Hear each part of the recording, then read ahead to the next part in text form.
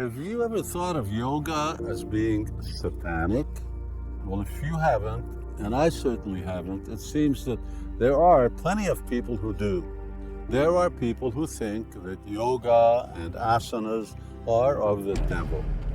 Let's start with the pastor of a mega-church in the United States who preaches to his congregation that yoga, with all its contortions called asanas, is evil because Hinduism is demonic. Then there's a Catholic priest in North Ireland who's on record to have said, if you do yoga, you're headed for the kingdom of darkness and will soon be drawn towards Satan and the fallen angels. There was quite an uproar to the priest's views from the local Hindu community, who asked the Pope to discipline the priest. Nothing has come of that yet. And perhaps it's because the Vatican's chief exorcist holds a similar view. He told the London Telegraph that doing yoga leads to a belief in Hinduism and that all Eastern religions are based on a false belief of reincarnation. Now, the father concluded by saying, practicing yoga is satanic, it leads to evil, just like reading Harry Potter. Wow. Oh, I'm not a fan of Harry Potter, so I may be spared some of the torments of hell, but I am a practitioner of yoga, and as a bhakti yogi, I'm also identified as being a Hindu.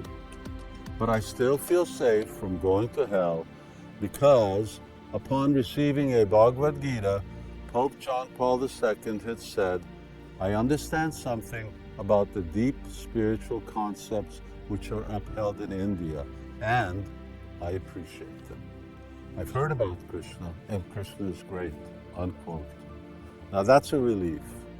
I ask those who hold that my faith is satanic or maybe something less sinister to consider that what makes me and another billion Hindus follow our spiritual conviction is no different than what makes them follow theirs.